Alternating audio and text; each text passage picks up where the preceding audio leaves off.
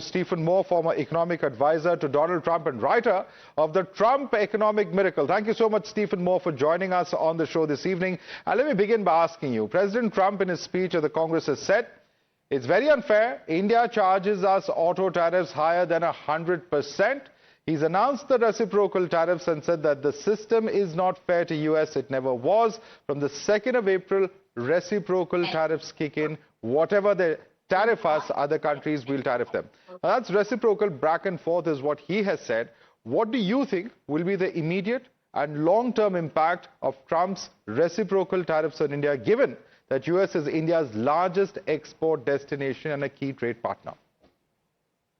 Well, thanks so much for having me. And I was listening to your fascinating conversation that you just had. And look, let me start by saying I think that the Trump administration shares my view that India is an very critical trade partner with the United States, and you're important for many reasons. But one is that we view China as the enemy of the United States, and we want to make sure that we have a very close and allied relationship with India. Now, that being said, I think what Trump is saying on tariffs is he wants India to bring its tariffs down. And if that happens, we will keep our tariffs low on the United States. It's simply a truism that India has higher tariffs on our goods than we do on India's goods. And so I don't want to see higher tariffs. I'm a free trade guy. Trump, if you talk to him, he believes in free trade too, but he wants a level playing field.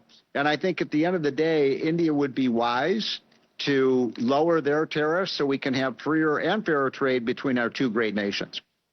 Right. You've proposed a 15% solution, advocating for a 15% income tax rate alongside a 15% tariff on imports to boost American jobs and investment. How do you see this balancing economic growth with potential trade retaliation, particularly from traditional partners, whether it's Canada, whether it's Mexico, or even China?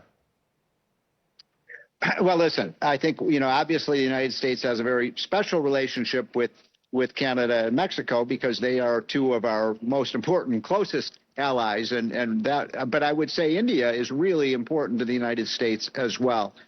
Trump is saying, and he said this over and over again in his speech last night, which was, by the way, very well received by the American people. A poll just came out literally an hour ago that shows 74% of Americans agree with Trump's position on many of these issues.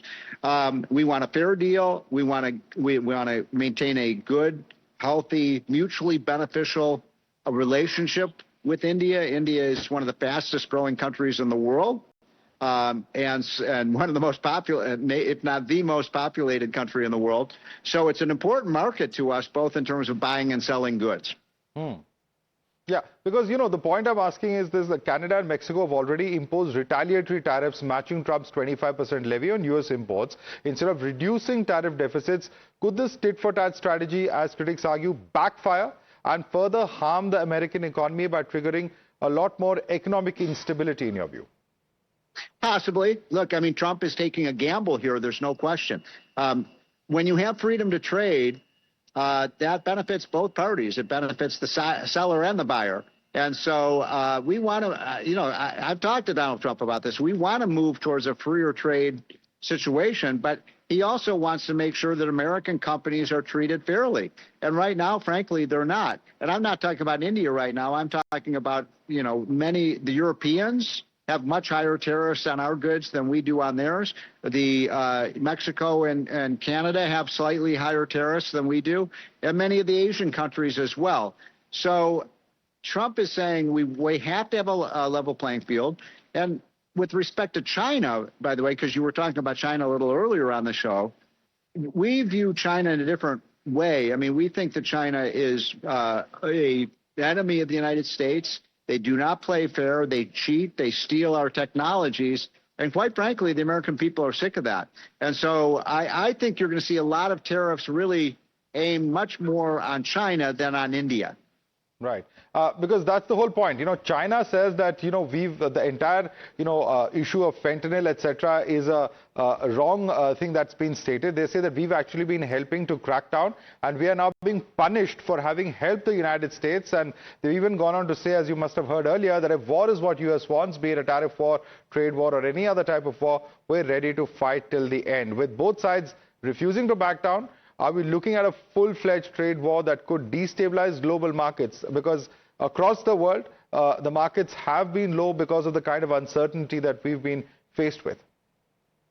I wanted to mention one other thing, if I may, about India that's really important in the United States, which is that we have so many Indian Americans, and we have greatly benefited from immigration from India. So many of our technology companies, many of our universities, many of our manufacturing facilities are really dependent on the talent that comes into our country from India, and they've become great Americans. So we must retain a very friendly relationship with India, not only because of our economic well-being, but also for our national security as well.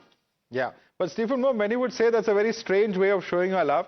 When you have, negotiations in the Oval Office, you announce that there's going to be a trade deal in about 6 to 8 months. The negotiations are currently on. India's trade minister is there in the US, and then this announcement happens out of the blue. A question that I asked some of our panelists earlier as well. What's the hurry? Why not wait for the negotiations to go through? We are a friendly country at the end of the day, and we are, a country where there is a strategic partnership, and there is a lot of expectations from US side as well. I think it's going to be some tough sledding in the short term. I think there will be Trump. Trump is a master negotiator. I think he's trying to get a better deal for the U.S. But if you look at his first term, he really helped turn around the American economy. And I really believe, by the way, that for the good of not just the United States, but the European countries, nations like India, Canada, Mexico, when the United States economy is strong and prosperous, we spread that prosperity to the rest of the world. So I think that, my advice to the government in India is to watch what Trump is doing, look at the policies he's putting in place, deregulating our economy, lowering our tax rates here at home, eliminating a lot of the waste in our government that is costing our people hundreds of billions of dollars a year.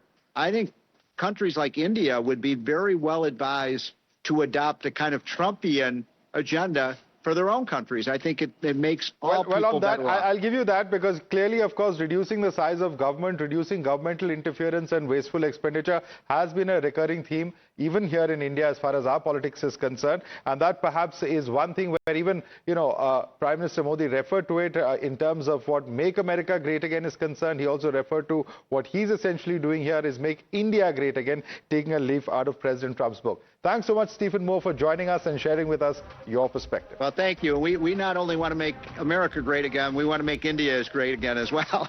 Thank you very much. All right. Thank you so much, Stephen Moore, for joining us. Thank you.